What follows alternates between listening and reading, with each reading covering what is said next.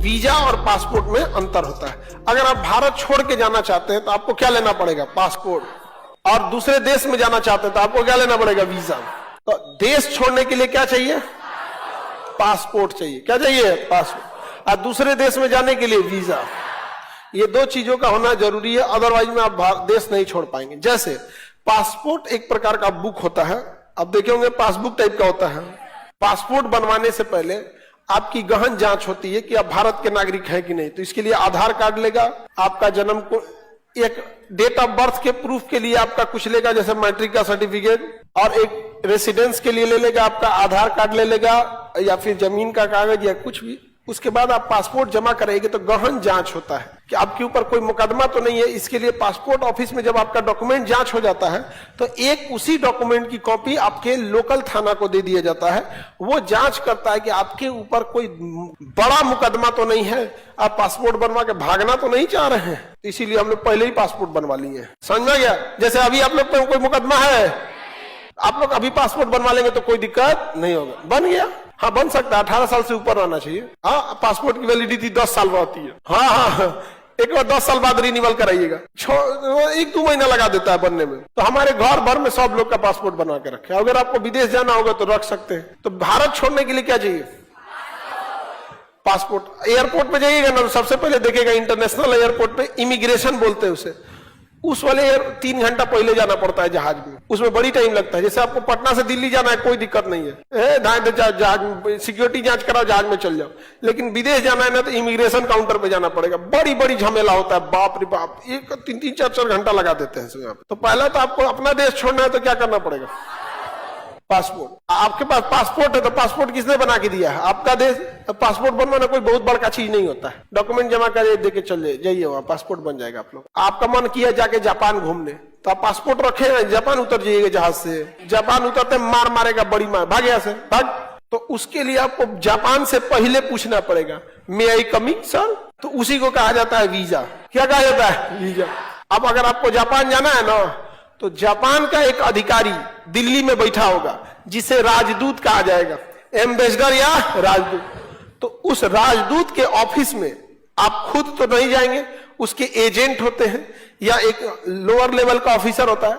अपना पासपोर्टवा उसको देना, दीजिए कि लीजिए ये हमारा पासपोर्ट, हम आपके देश में जाना चाहते हैं। तो पूछेगा काहे लिए जाना चाहिए, एक फॉर्म भरवाएगा, उसी में सब लिखल है काहे लिए जाना चाहते हैं। तो घूमने जाना चाहते हैं, पढ़ने जाना चाहते हैं, इलाज कराना जाना चाहते हैं, नौकरी करने के लिए। तो आपका पासपोर्ट लेगा और उसके बाद वो जांच करेगा कि आदमी ठीक है कि नहीं है यहाँ पर। उसके बाद कहेगा पैसा लाओ, हमारे देश में काहे जाना चाहते हो? कितना? 20,000। समझ में आ गया कि नहीं आ गया? 10 दिन 20 दिन घूमने के लिए ना पैसा लेता है, हमारे देश में जाएगा, सांस छोड़ेगा, CO2 बढ़ जाएगा, वहां कचरा फैलाएगा, वहां जाके खाना पीना खाएगा, कह जाएगा हमारे देश में। वीजा का पैसा दो, तो पैसा देना पड़ता है। और फिर आपके पासपोर्ट पर मुहर मारेगा कि इतने तारीख को आप वहां जाके जाना होगा आपको। तो क्या करेगा? मुहर मारेगा कि मेरा देश अलाउ करता है कि आप आइए। हाँ, तो कोई दिक्कत नहीं है, नहीं गया तो लौट के नहीं आया तो जुर्माना लगेगा, उधर मुहर लग गया। अब आप जा सकते हैं अपना देश छोड़ के जापान। अब आप जाएंगे एयरपोर्ट, एयरपोर्ट पे पहले दिखाएंगे पासपोर्ट, वीजा, उधर उतरिएगा तो देखेगा वीजा, कहेगा जाइए, आप कोई दिक्कत नहीं है। और कहीं धक धका के चल गए पासपोर्ट में लेके बिना वीजा के, तो वापस जहाज में बैठा के भेज देगा आपको, जाइए यहाँ पर। समझ में आ गया कि नहीं? तो दूसरे देश में एंट्री करने के लिए, अपना देश छोड़ने के लिए, समझ में गया? कुछ ऐसे देश हैं जिनका भारत से इतना अच्छा रिश्ता है कि कहते हैं कि क्या जरूरत है वीजा, क्या जरूरत है पासपोर्ट। जैसे नेपाल, धक दे जाइए, धक दे चलाइए। नहीं समझ में आ गया? आप लोग में जो बॉर्डर पे होंगे वो लोग को आइडिया होगा, नेपाल बॉर्डर के पास में होंगे, तो हिल जाते होंगे, यहाँ पर पैदल चल जाते हैं। नेपाल घर है आपका कहाँ? रक्सौल। तो रक्सौल से तो कितना दूर है ये, वहां पर पैदल चल। हाँ, कोई गाड़ी उड़ी लेके जाएगा तो भंसा कटाना पड़ता है। वहां पे एक होता है भंसा, एगो परमिट लेना पड़ता है कि हाँ गाड़ी लेके जा रहे हैं, 4 व्हीलर लेके जा रहे हैं यहाँ पर। तो वो एगो रसीद काट के देगा, उसी को बोलता है भंसा कटा रहा है। वापस आएंगे तो दिखाना पड़ेगा, नहीं तो कहेगा ये गड़िया गया था नेपाल, अभी नहीं किया।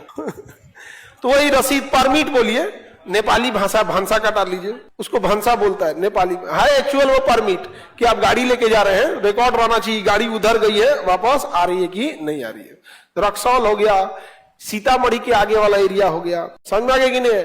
मधुबनी हो गया, ये सब एरिया से जा सकते हैं यहाँ पे, अलग अलग डिस्ट्रिक्ट से जा सकते हैं यहाँ पे। समझ में आ गया कि नहीं आ गया? किसी को दिक्कत नहीं ना? कुछ देश जो भारत को है वो कहते हैं कि भारत के टूरिस्ट अगर, अब देखो वीजा नियम इतना टफ है कि कोई घूमने आएगा तो बड़ी दिक्कत है, नहीं समझे? अभी हमको चाइना जाना है तो हम पासपोर्ट जमा कर दिए, कहाँ पे? उच्चायोग में, चाइना के राजदूत के पास। अब वो गहन जांच कर रहा है मेरा, और उसके बाद जांच कर लेगा तो मोहर मार के पासपोर्ट पे हमारा दे देगा। हम कहाँ चल जाएंगे? चाइना। अब पूछेगा कितना तारीख से कितना तारीख के बीच में चाहिए, उतने के बीच में हमको आ जाना है, नहीं तो फाइन लगा देगा, वहां कुछ पैसा जुर्माना लगा देगा, और उसमें से रीजन पूछेगा इतना लेट का हो गया। कहेंगे कि फ्लाइट के टाइम सुतले रह गए थे, हाँ तो हमारा छूट गया, तब कहेगा ठीक है तब कुछ ना कुछ वैलिड रीजन होना चाहिए। तो ऐसे चल जाएगा, चाइना चल जाएंगे ऐसे ही, पता नहीं वापस वो भेजेगा सर कि उधर रख लेगा सर कोई ठीक है। वहां जाने से पहले पता कर रहे हैं वहां इंडियन होटल कौन है, तो उधर इंडियन होटल बहुत ज्यादा है, सब बहुत ज्यादा है इंडियन होटल। वो चाइनीज होटल में कौन जाएगा, कौन सी खिला देगा कोई ठीक है? कुकुर बिलाल सुअर कुछ खिला देगा डर लगता है सबसे, मगरमच्छ वगैरह कुछ खिला देगा। तो वहां कोई होटल है तो पता कि हाँ, वही मेरे को पता चला कि एक और है वहां पे शुद्ध बिहारी यूपी वाला खाना खिलाता है, नहीं तो चाइना वाला। तो आपको दूसरे देश में जाना है तो क्या चाहिए? अपना देश छोड़ना। वीजा भी कई टाइप का होता है। घूमने वाला टूरिस्ट वीजा इजी मिल जाता है, मेडिकल वीजा इजी मिल जाता है, पढ़ने वाला वीजा इजी मिल जाता है, क्योंकि इससे उसी देश को फायदा है। घूमने जाइएगा उसी देश को फायदा, इलाज कराने जाइएगा उसी देश को फायदा, पढ़ने जाइएगा उसी देश को फायदा।